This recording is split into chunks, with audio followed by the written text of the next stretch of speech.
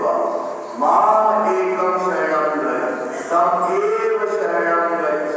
बार बार एक शब्द का प्रयोग किया, ही शब्द का प्रयोग किया और निरंतर शब्द का प्रयोग किया।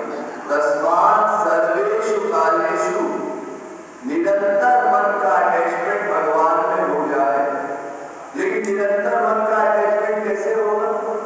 और अगर मान लीजिए बड़े प्रयत्नों से हम निरंतर मन का अटैचमेंट भगवान में कर लीजिए तो हमारे संसार का काम नहीं चलेगा। अरे संसार का काम भी हमको करना हो तो कुछ ना कुछ तो मन लगाना पड़ेगा, बुद्धि का प्रयोग कुछ ना कुछ तो होगा। अरे मान लीजिए हम गणित ही जोड़ रहे हैं, 2 4 कितना होता है, फिर 8 9 कितना होता है। अब इसमें अगर आपका मन भगवान में लगा हुआ है और गणित गलत आपने लिख दिया तो सेठ तो आकर के आपका कान खींचेगा, ये क्या सब हिसाब तुमने गड़बड़ कर रखा। और दूसरी तरफ भगवान ये कहते हैं कि निरंतर मन का अटैचमेंट है। ये निरंतर का मतलब ये है कि जितनी देर आपका मन भगवान में रहेगा केवल उतनी देर का कर्म भगवान की भक्ति का माना जाएगा। शास्त्रों का सिद्धांत ये है कि त्रिकोण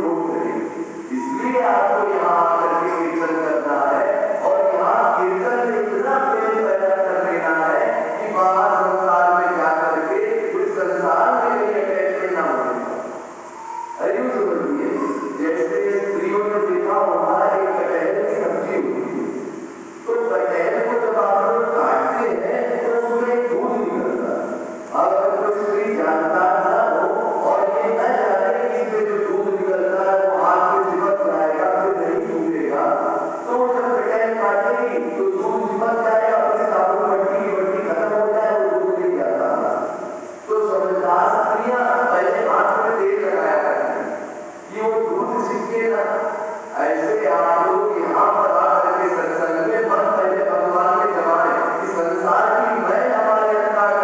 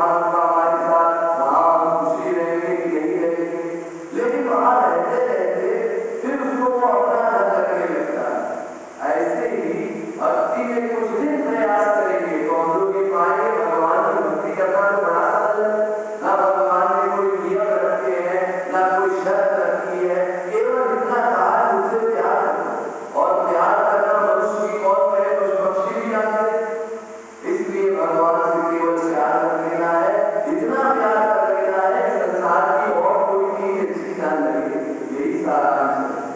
भजू राधे